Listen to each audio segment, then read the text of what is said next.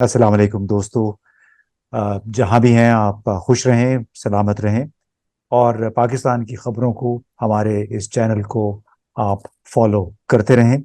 आज हमने ज़हमत दी है सलमान अहमद साहब को, डॉक्टर सलमान अहमद। मैं ये नहीं कहूँगा कि ये किसी तारुफ के मोहताज नहीं हैं, क्योंकि तारुफ फिर भी करवाना पड़ता है।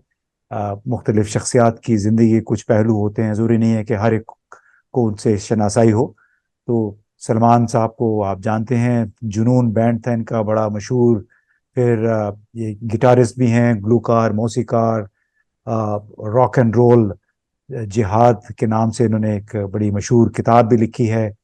आजकल ये अमेरिका में पढ़ा रहे हैं, मुख्तलिफ यूनिवर्सिटियों में। अक़वाम मुत्तहिदा की खैर सगाली के सफ़ीर भी रहे, ख़ासतौर पे जब कोविड-19 या कोरोना की वबा आई थी। लेकिन इनका एक और भी तारुफ है, और वो तारुफ है कि ये साबिक वज़ीर आज़म इमरान खान के बड़े करीबी रफ़क़ा में शुमार होते थे। और जो आखिरी दिन थे साबिक वज़ीर आज़म के इक़्तिदार में, तो उन दिनों में भी सलमान ने बड़ी भाग दौड़ की। इस पे हम बाद में जिक्र करेंगे। तो पहले तो हम सलाम कहते हैं। अस्सलाम वालेकुम सलमान। शुक्रिया इम्तियाज़ भाई, और बहुत बहुत शुक्रिया ये तारुफ कराने का। Thank you. नहीं, मैं बस बड़े दिनों से सोच रहा था कि आपके साथ एक तफसीली सेशन किया जाए। तो आज फाइनली हम दोनों इसमें कामयाब हो गए, एक जगह पे बैठे हैं। तो पहले तो ये बताइए कि आजकल हम पाकिस्तान के हवाले से अमेरिका में क्या कर रहे हैं। जी, तो इम्तियाज़ साहब, मैं एज अ पाकिस्तानी अमेरिकन बहुत सारे सालों से, जब से मेरा यूएन गुडविल एम्बेसडरशिप का शुरू हुआ था, मेरी interactions white house, state department, United Nations, यहाँ की मीडिया, कांग्रेस, सेनेट, ये जो फर्क जो पावर ब्रोकर्स हैं अमेरिका की जमहूरियत के, उनके साथ मेरे काफ़ी मतलब कि 20 साल से अच्छे ताल्लुकात हैं। तो जब से पाकिस्तान में खान साहब की रजीम चेंज हुई 9 अप्रैल 2022 को, तो इस साल क्योंकि मेरी अपनी फैमिली जो यूएस सिटीजन्स, पता नहीं आपको मालूम है या नहीं, जी। कि उनको अगवा किया गया, तशद्दुद हुआ उन पे, और मुझे धमकियां दी गई कि खामोश हो जाओ और इमरान खान का साथ छोड़ दो। और ट्विटर पे बिल्कुल जो मेरा ट्विटर अकाउंट और पासवर्ड भी लेने की कोशिश की गई। तो एज अ पाकिस्तानी अमेरिकन, ये मेरे बुनियादी हकूक के उसकी खिलाफ वर्जी है। तो मैं इंगेज रहा हूँ, ना सिर्फ अपनी फैमिली को प्रोटेक्ट करने के लिए, बल्कि जो पाकिस्तान की जमहूरियत है और Pakistan rule of law, judiciary, ये सारे वो पहलू हैं जो पाकिस्तानी अमेरिकन जिनसे अफेक्ट होते हैं। तो ये मैं डेली कम्युनिकेशन रखता हूँ यहाँ के पावर ब्रोकर्स के साथ। हाँ, जो वो तो हम देखते भी हैं, ट्विटर पे भी देखते हैं, सोशल मीडिया पे काफ़ी खबरें आती रहती हैं। आप तो अमेरिका के मुख्तलिफ शहरों में, उसको कहते हैं वर्ल्ड वन टूर, कभी एक जगह कभी दूसरी जगह। और जाहिर है उसमें जो आपके मुल्क का दर्द होता है, मुल्क की चाहत होती है, वही आपको मेरा ख्याल है दौड़ा रही है। हर शख्स अपने अपने तरीके से उसमें अपना हिस्सा डालने की कोशिश कर रहा है। अब ये बताएं, अगर आप मुनासिब समझें, हम मैं जो सवाल बाद में पूछना चाह रहा था, वो अब मैं शुरू में पूछ लेता हूँ कि जो पिछले साल यानी अप्रैल मार्च के आखिरी एक दो हफ्ते और अप्रैल के जो पहला एक हफ्ता था, उस दौरान जो कुछ हुआ, उसमें आप क्या कर रहे थे, कहाँ पे थे, क्या तगोदो किया आपने। जी बिल्कुल, इम्तियाज साहब। जब कोविड-19, जब ये वबा जो फैली, तो मेरा role as ambassador for south Asia था। तो मैं 2020 के अंदर जून में मैं पाकिस्तान आ गया था। और क्योंकि मैं पूरे रीजन के खत्े को देख रहा था कि किस तरह मतलब जो ममालिक हैं, पाकिस्तान, बांग्लादेश, हिंदुस्तान, ईरान, ये किस तरह वबा को जो है उसको टैकल कर रहे हैं, दोनों on on the medical side और also on the economic side, मायशी और जो तिब्बी जो मैनेजमेंट किस तरह कर रहे हैं इस तमाम मसले की। جی جی جی، تو اس وقت سے میں پاکستان پہ میرا زیادہ فوکس تھا. میں نے ایک اس وقت پرائم منسٹر عمران خان سے درخواست کی کہ میں ایک خاص انٹرویو کرنا چاہتا ہوں اسی کے اوپر. تو وہ میں نے انٹرویو نومبر 2020 میں کیا، لیکن وہ انٹرویو جو میں نے جب دیکھا اس کا سکوپ جو تھا وہ کووڈ-19 وبا سے آگے بہت زیادہ بڑھ گیا تھا، اور اس کو میں نے 4 حصوں میں ایک ڈاکیومنٹری میں بنانے کا فیصلہ کیا. 3 جو اس کے جو ایپیسوڈز ہیں وہ ایڈٹ ہو چکے ہیں، اور وہ جنون کی جو یوٹیوب چینل ہے اس پہ اویلیبل بھی ہے. چوتھا جو ہے وہ میں ابھی ایڈٹ کر رہا ہوں. تو اس دوران سے میں بہت زیادہ خان صاحب کے ساتھ جو ہے جو اسٹیٹ کرافٹ کو بھی غور سے دیکھا کہ جب ایک ملک پہ وبا جیسے ان ایکسپیکٹڈ 100 سال کے بعد ایک وبا آئی، تو ایک ملک جو ہے وہ کیا کرتا ہے، اور ایک ملک کا لیڈر جو ہے کیا فیصلے کرتا ہے اپنے آپ کو اور اپنے لوگوں کو بچانے کے لیے. تو اس پہ زیادہ میرا فوکس رہا. تو اس لیڈر کے ساتھ پھر جو آخری ہفتے تھے، مارچ 2022 اور اپریل کا پہلا ہفتہ، اس دوران کیا ہوا؟ آپ لوگوں کو کیا سینس ہو گیا تھا کہ مشکل وقت آ پڑا ہے؟ اور آپ نے بھی کچھ تگ و دو کی تھی جو ہمیں خبریں ملی تھیں. کیا ہوا تھا؟ کیا ایک آدھ مختصر سا بتائیے گا تاکہ ہم پھر آگے بڑھیں. امتیاز صاحب دیکھیں، مجھے یاد ہے کہ پرائم منسٹر ہاؤس میں میری گفتگو ہوئی خان صاحب کے ساتھ. فروری کی بات ہے یہ، ابھی فروری 2022 کی. تو اس وقت خان صاحب چائنا کے دورے سے ہو کے آئے تھے. پریزیڈنٹ شی اور وہاں پریزیڈنٹ پوٹن سے بھی ان کی ملاقات ہوئی تھی سائیڈ لائنز پہ ادھر جو چائنا میں جو کانفرنس تھی. اور ابھی وہ پلان بن رہا تھا جانے کو رشیا جو ہے. تو اس وقت خان صاحب جو خان صاحب کا ویو تھا وہ یہ تھا کہ پاکستان نے بڑے مشکل حالات میں 6% جو ہے جو معیشت کو گرو کیا، اور وبا کے ہوتے ہوئے. اکانومسٹ میگزین نے بڑے وہ خوشی سے یہ بتاتے تھے کہ دیکھو، اکانومسٹ نے کہا ہے کہ پاکستان دنیا کے 3 جو ٹاپ 3 جو ملک ہیں ان کے اندر شمار آ رہا ہے کہ ہینڈل کیا پینڈیمک کو.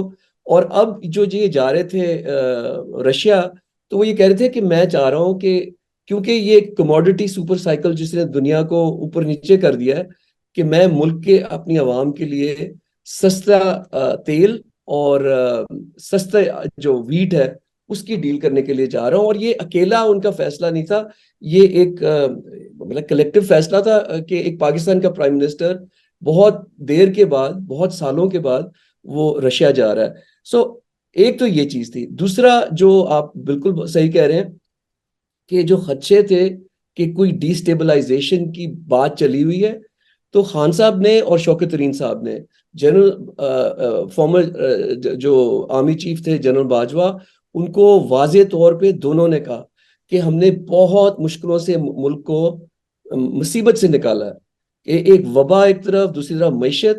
اور اس وقت اگر آپ کو کچھ پتا ہے کہ کوئی ڈی اسٹیبلائزیشن کے پلانز ہو رہے ہیں تو آپ اس کو روکیں، کیونکہ پاکستان ڈیتھ سپائرل میں چلا جائے گا. اور خان صاحب نے ان کو واضح طور پہ جنرل باجوہ کو بتایا کہ یہ سنبھالا نہیں جائے گا. تو انہوں نے بیسکلی ان کو کہا نہیں، ایسا مجھے تو پتہ ہی کچھ نہیں. جو جنرل باجوہ نے ان کو کہا کہ مجھے تو پتہ ہی نہیں اس طرح کا کچھ ہے. اور بس اس کے بعد دیکھیں لیکن 7 آپ نے پھر کوئی مصالحت بھی تو کرانے کی کوشش کی تھی. کہا گیا تھا کہ عمران خان اسٹیبلشمنٹ کے درمیان جنرل فیض، جنرل باجوہ، ان کے ساتھ کوئی رابطے کر کے غلط فہمیاں دور کرنے کی کوشش کی.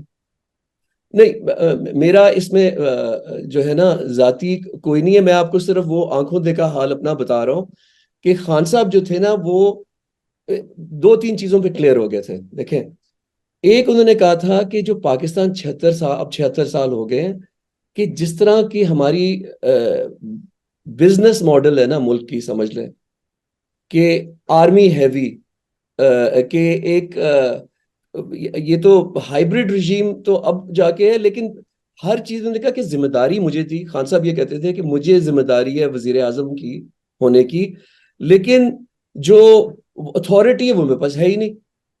بہت ساری چیزیں ہیں جو میں کرنا چاہتا ہوں، وہ اتھارٹی میرے پاس ہے نہیں. تو یہ کس طرح صرف اپنی بات نہیں کرتے، کس طرح پاکستان کا سویلین جو یہ اسٹرکچر ہے یہ کس طرح آگے چلے گا. تو یہ اس کے بارے میں بہت زیادہ وہ سوچ رہے تھے، اور انہوں نے یہ پیغام جو ہے بڑے کھلے اس میں ایٹماسفیئر میں شیئر کیا کہ دیکھیں آگے جس طرح ہم چل رہے ہیں نا، پاکستان میں آگے جس طرح چلنا ہے، ہمیں جمہوریت کو اور خاص کر کے 3 چیزیں، قانون کی پاسداری، رول آف لا، ٹھیک ہے، free fair elections, overseas Pakistanis کے voting rights, electoral voting machines جو EVMs ہیں.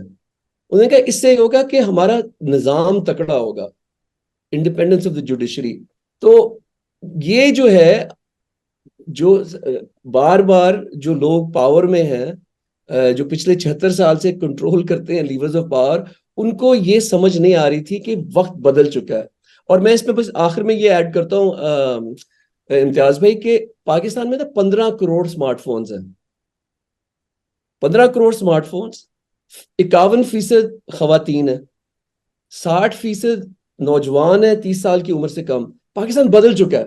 جس طرح جنرل ضیاء الحق، جب میں کالج میں تھا، میڈیکل کالج میں، جس طرح جنرل ضیاء الحق کنٹرول کرتے تھے نا انفارمیشن کو، ایک PTV، ایک ریڈیو پاکستان، آپ 2023 میں وہ کر ہی نہیں سکتے. جو اب آپ بات کرنا چاہتے ہیں نا، وہ جو میں بات کرنے گیا تھا، وہ میری ایک سینئر انٹیلیجنس آفیسر سے ملاقات ہوئی تھی، لیکن یہ خان صاحب کی ریجیم چینج کے بعد ہوئی تھی. یہ میں آپ کو بتا رہا ہوں اب ستمبر 2022 کو.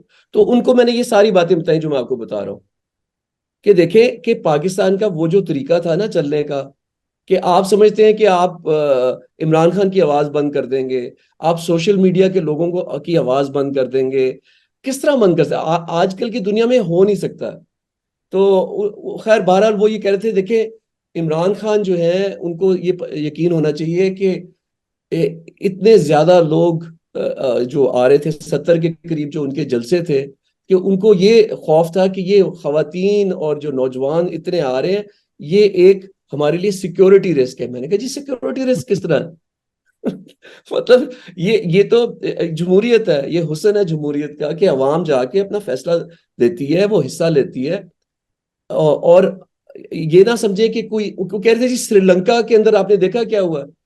میں نے کہا سری لنکا ایک بالکل اور کانٹیکسٹ ہے، کیونکہ سری لنکا کے اندر لیڈرشپ کوئی نہیں تھی جو گائیڈ کر رہی تھی لوگوں کو.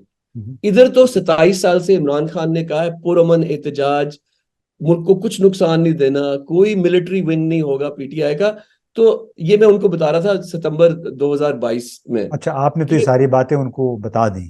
جی اب جی یہ بتائیں کہ جو تبدیلی آ رہی تھی اس وقت، آپ کو جو لگ رہا تھا کہ کوئی تبدیلی آ رہی ہے، اور جو تبدیلی آ چکی ہے، اب آپ پیچھے مڑ کے جب دیکھتے ہیں تو کیا اس تبدیلی کا تعلق صرف ذاتی پسند ناپسند سے تھا، یا پھر اس کا جو بڑا تعلق تھا وہ جیو پالیٹکس کے ساتھ تھا؟ چین اور امریکہ کی جو سرد جنگ، شدید قسم کی سرد جنگ شروع ہوئی ہے، اس کے ساتھ تھا، اور سابق وزیر اعظم اس کا نشانہ بن گئے. بہت اچھا سوال ہے آپ کا. دیکھیں اس کا پس منظر میں اگر آپ دیکھیں تو پچھلے 76 سال سے جو امریکہ کی ایک جو ریلیشن شپ رہی ہے وہ ہماری ملٹری اسٹیبلشمنٹ کے ساتھ رہی ہے. سویلین لیڈرز آتے گئے جاتے گئے، لیکن جو امریکہ دیکھتا تھا نا جس لینز کے تھرو پاکستان کو، وہ پاکستان کی ملٹری اسٹیبلشمنٹ کے تھرو دیکھتا تھا. ٹھیک، آپ کو یہ بھی پتا ہے کہ 1971 میں، یہ تو اب ڈی کلاسیفائڈ وہ ڈاکیومنٹس ہیں، کہ پاکستان کے جو ہلالی امبیسڈر ہلالی تھے، وہ اور جنرل یحییٰ خان، انہوں نے پہلی رپروچما امریکہ اور چائنا کے درمیان انہوں نے کی. اور بلکہ ہنری کسنجر پاکستان آئے اور پاکستان سے خفیہ فلائٹ پہ وہ گئے پہلی دفعہ چون لائی سے ملنے. یہ 1971 کی بات کر رہا ہوں میں، 1971-72 کی. تو یہ بیک گراؤنڈ ہے اس کا. اب امریکہ کا وہی ویو رہا ہے کہ military establishment calls the shots, کہ سویلین لیڈرز آتے جاتے رہتے ہیں لیکن ان کے پاس کوئی پاور نہیں ہے. ان کے اب پاس ایک مستقل انٹرلوکیٹر جو تھا وہ ملٹری اسٹیبلشمنٹ تھی، چاہے وہ کلنٹن کے زمانے کی بات ہے، چاہے بعد میں جو ڈیموکریٹس آئے، جب بل کلنٹن تھے، بعد ایون پریزیڈنٹ بش کے زمانے میں بھی جتنے ان کے لیڈر آتے تھے، ان کی بات چیت زیادہ تر جو آپریشنل بات چیت ہوتی تھی اسٹریٹجک نوعیت کی، وہ جی ایچ کیو کے ساتھ ہوتی تھی، یہ سب کو پتا تھا۔ بالکل، دیکھیں نا، field marshal Ayub Khan, general Yahya, general Zia, general Musharraf, general Kayani, یہ تسلسل رہا ہے امریکہ کے جو تھنک ٹینکس ہیں، اور یہ تو بروس رائڈل نے کتاب میں بھی لکھا ہوا ہے بڑا کلیئرلی، بڑا بلنٹلی لکھا ہوا ہے اگر آپ پڑھیں اس کو، کہ جو ایک پاکستان کی ملٹری اسٹیبلشمنٹ اور امریکہ کی جو ہے، فرق کیا ہوا؟ فرق یہ ہوا کہ عمران خان جب آئے تو جولائی 2019 میں ان کا دورہ تھا امریکہ کا، اس میں ان کی ڈائریکٹ جو ہے فیس ٹو فیس ہوئی Donald Trump, president Donald Trump کے ساتھ۔ یہ پہلی دفعہ ہوا کہ ایک سویلین پاکستانی لیڈر اور ایک civilian U S president eye to eye دیکھنا شروع ہوئے، اور وہ مجھے خان صاحب نے بتایا کہ اس نے بڑی عزت سے خان صاحب کو ریسیو کیا، پوری جو ڈیلیگیشن تھی اس کو بڑی عزت دی۔ اب امتیاز صاحب، ہوتا کیا ہے کہ ہار جاتا ہے پریزیڈنٹ ٹرمپ، جو ہے وہ الیکشنز میں ہار جاتے ہیں، 2020 کا جو الیکشن تھا۔ جو بائیڈن کی ایڈمنسٹریشن آئی ہے نا، وہ پھر اسی پیراڈائم میں چلے گئے کہ ہم ڈیل کریں گے پاکستان کی ملٹری اسٹیبلشمنٹ کے ساتھ، یعنی کہ جنرل باجوہ کے ساتھ۔ تو ادھر جو ہے نا آپ کا جنرل باجوہ، یہ تو عمران خان نے وائس آف امریکہ کو انٹرویو میں کہا ہے کہ سائفر آنے سے پہلے جنرل باجوہ نے امریکہ کے اندر لابنگ کی اور یہ سپریڈ کیا کہ عمران خان اینٹی امریکن ہے۔ ہاں، وہ یہ کافی عرصے سے وہ بات چل رہی تھی، چاہے برطانوی سفیر تھے، امریکی سفیر تھے، وہ تاثر یہ دے رہے تھے کہ ہم تو بہت امن پسند ہے، لیکن یہ شخص جو ہے یہ بہت ہارڈ لائنر ہے۔ تو آپ سمجھتے ہیں کہ یہ جو بات تھی، اس کو امریکہ میں موجود انڈین امریکن لابی جو ہے انہوں نے بہت زیادہ استعمال کیا، کیونکہ جس انداز سے عمران خان مسلسل نریندر مودی کے خلاف تقاریر کرتے رہے اقوام متحدہ میں، اس کے بعد جہاں جہاں جاتے تھے فاشسٹ اور ناتسی مودی کہا کرتے تھے، تو اس نے بھی عمران خان کو امریکی اسٹیبلشمنٹ یا وہاں کے جو لوگ سے ان سے دور کر دیا۔ دیکھیں، کچھ حد تک یہ درست ہے، لیکن جو بڑا اس میں یہ ہے نا کہ 76 سال سے آپ ایک ادارے کے ساتھ ڈیل کرتے ہیں جو ملٹری اسٹیبلشمنٹ ہے، ٹھیک ہے؟ تو ادھر سے جو بھی انفارمیشن آتی ہے آپ اس کو زیادہ ترجیح دیتے ہیں بجائے کہ ایک سویلین پرائم منسٹر جس نے شاید 3 سال 4 سال، مشکل ہے 5 سال تو کسی نے بھی نہیں گزارے ابھی تک پاکستان کی تاریخ میں سویلین پرائم منسٹر نے، تو وہ ملٹری ہیوی فٹ پرنٹ جو تھا اس نے کنونس کر دیا امریکہ کو کہ عمران خان واقعی میں جو ہے ہمارے لیے سازگار نہیں ہے، اینٹی امریکن ہے۔ اور ہم نے جو آگے جب ان کا پلان تھا یوکرین اور رشیا کا، اس کے اندر عمران خان انہوں نے کہا جی اگریسولی نیوٹرل ہے۔ یہ مجھے نہیں پتا کہ اگریسولی نیوٹرل کا کیا مطلب ہوتا ہے، کہ نان الائنڈ ہونا مطلب یہ ہے کہ ہم جنگ میں نہیں کسی کا ساتھ دینا چاہتے۔ یہ چیزیں ساری کنونس کی، پھر وہ کہ وہ جو سائفر اسد مجید کو آپ کو سٹوری، وہ تو یہاں جی امریکہ جی، میں ہو گئی ہے۔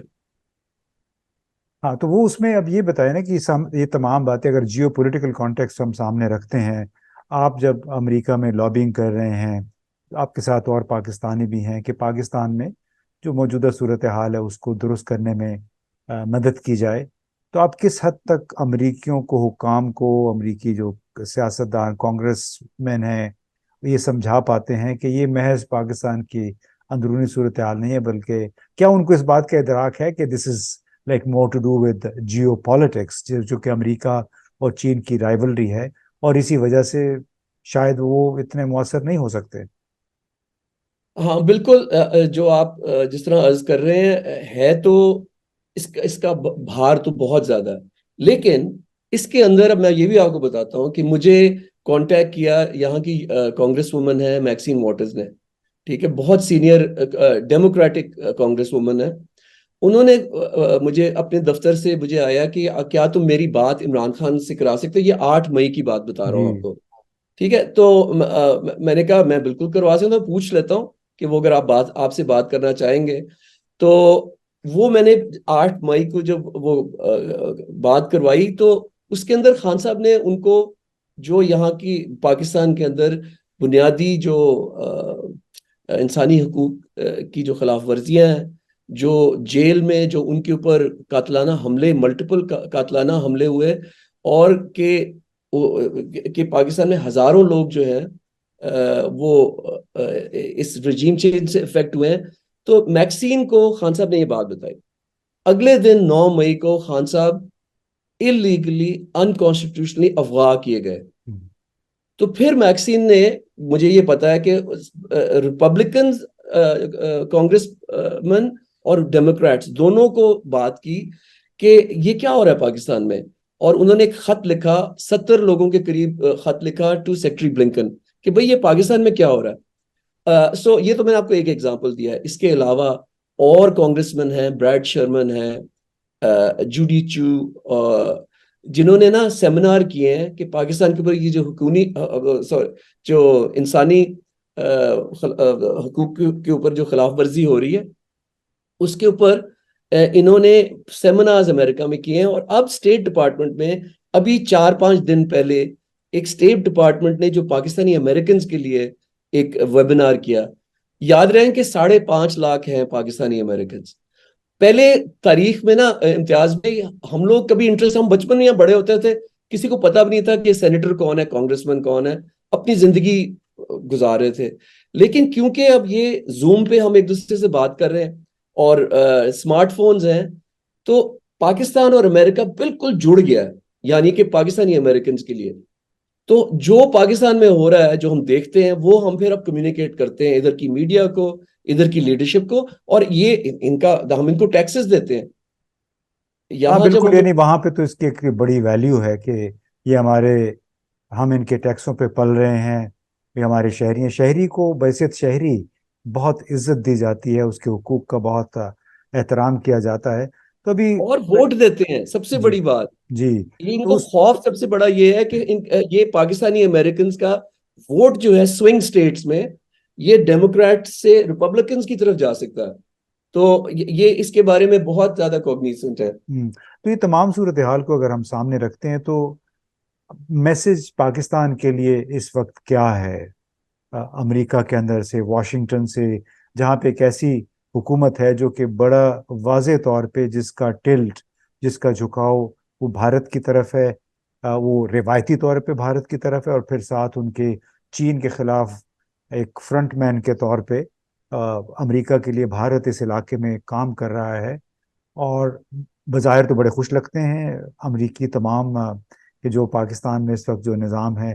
تو کیا لگ رہا ہے کہ اب اس سے کوئی جتنی بھی لابنگ وہاں پہ ہو رہی ہے، آپ لوگ اتنی محنت کر رہے ہیں، اس کا کوئی اثر پڑ سکتا ہے؟ Can this lobbying basically Trump geo political ambitions and geo political projects of the United States? تو امتیاز بھی بہت اچھا سوال ہے۔ اس کے اندر پہلا تو کانٹیکس تاریخ سے ہمیں سیکھنا چاہیے۔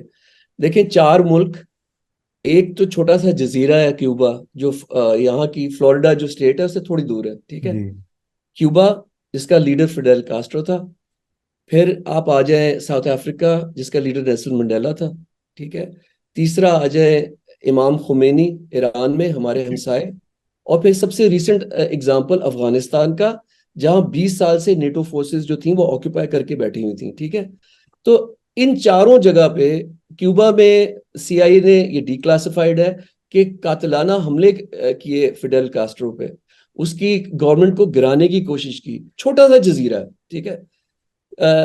ساؤتھ افریقہ میں نیلسن منڈیلا ٹیررسٹ قرار دیے گئے، امریکہ نے ٹیررسٹ قرار دیا گیا نیلسن منڈیلا کو، ٹھیک ہے۔ اور افغانستان میں آپ کے سامنے ہے کہ 20 سال انہوں نے کوشش کی کہ ایک رژیم کو، ایک پپٹ رژیم جو ہے غنی کی، جو پریزیڈنٹ غنی کی جو رژیم تھی، اس کو مسلط کیا جائے، ٹھیک ہے۔ اور اس شاہ کو، رضا شاہ پہلوی کو مسلط کیا جائے ایران میں۔ یہ چاروں جو ہیں ملکوں نے امریکہ کے اس جو کوشش تھی اس کو ناکام کر دیا۔ میں کہتا ہوں پاکستان 24 کروڑ عوام ہے، پاکستان ایک نیوکلیئر ایٹمی طاقت ہے۔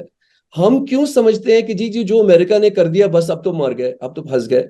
آج دیکھیں آج کے اخبار کے اندر امریکہ ہی ہے جس کے اخبار کے اندر واشنگٹن پوسٹ کے اندر جو پاکستان کا یو ایس ایمبیسڈر تھا رچرڈ اولسن، اس کے بارے میں خبر آئی ہے کہ اس نے جو کرپشن کی پاکستان میں اور یو اے ای میں، اس کی وجہ سے وہ اب جیل جائے گا۔ تو یہاں نا اکاؤنٹیبلٹی ہوتی ہے، آپ کے جو پبلک آپ کے جو ہے نا جو طاقتور لیڈرز ہیں اور جو ڈپلومیٹس ہیں ان کی اکاؤنٹیبلٹی ہوتی ہے۔ پاکستانی امریکنز جو ڈونلڈ لو کے بارے میں ہمیں پتہ لگا ہے، اور جو جنرل باجوہ کا جو لنکیج ہے، ہم یہ آواز اٹھا رہے ہیں کہ کانگریس میں پتا جائے کہ پاکستان میں اگر ایک ڈیموکریٹکلی الیکٹڈ پرائم منسٹر گرایا گیا ہے تو یہ کس نے آرڈر دیا، یہ کس طرح ہوا؟ جی بالکل، آپ نے یہ صحیح کہا، جو رچرڈ آلسن کی کہانی ہے، بڑے دبنگ سفیر سمجھے جاتے تھے۔ میری بھی ان کے یہاں سے جانے سے چند دن پہلے ہی انہوں نے ون آن ون ایک ملاقات، ایک لنچ میٹنگ ہوئی تھی، اور بڑی متاثر کن شخصیت تھی۔ لیکن یہ میں اب سننے والوں دیکھنے والوں کے لیے بیان کر رہا ہوں، اگر انہوں نے یہ سٹوری نہیں سنی، کہ ان کے خلاف الزامات ہیں کہ ان کی ایک گرل فرینڈ تھی، پاکستانی جرنلسٹ تھی۔ انہوں نے یہاں سے کسی امریکی بزنس مین تو ان سے 20-25 ہزار کا ٹکٹ لیا، بزنس کلاس کا، لندن گئے، اور اس کے علاوہ بہت سارے ایسے کام تھے جس کے بارے میں انہوں نے سی آئی اے کو مطلع نہیں کیا تھا۔